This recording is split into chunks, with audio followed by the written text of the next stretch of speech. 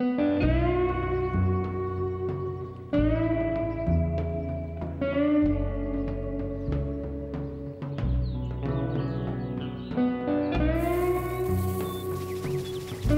go back a minute.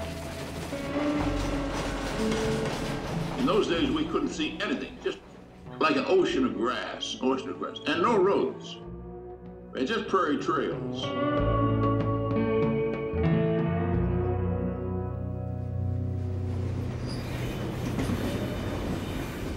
The railroad company called the CPR, Canadian Pacific Railway, received $25 million from the Canadian government and 25 million acres of land to build a railroad. History had told them that this land in here was part of the Great American Desert and that they shouldn't put any settlers here. But somebody said, why don't you put an irrigation system?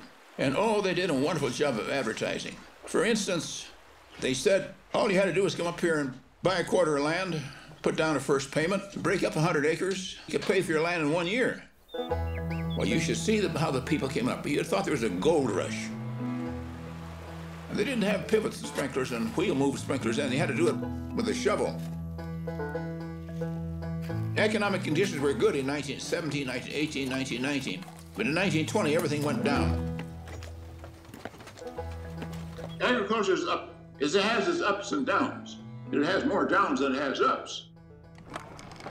I'll give you my own instance. My father and I bought a farm for $10,500, and we paid down $1,050 first payment.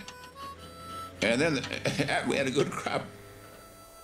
And then the crops get bad. The longer we stayed, the more money we owed. And the same way with everybody. 1,500 farmers come in here in 1918 and 1919, and by 1930, there was only 700 left.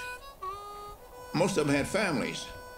The CPR said, well, you owe us so much money, you have no more equity in your land, but from now on, you gotta rent your land. You gotta pay us a third the crop. I was one of the three fellows who went around trying to fight the CPR. We were so hard up that we had meeting. Rainier, Scandia, Brooks. How we get a better deal with the CPR? And I said, well, how about we organize these farmers and take over the project? I put it up to neighbors and they thought I was crazy. Except old man Stusat. He stood up and said, listen, I came up here in 1919, but I owe more money now than I did when I came here. Let's give the kid a chance. Let's give the kid a chance. I was 34, 35 years old. Well, it took about 10 meetings around the country before they agreed. So finally, we made a deal with the CPR in 1935. And one thing I'm proud of is that in 12 years, we gave 12-year contracts to these farmers. By 1947, 87% of those 700 farmers had title to their land.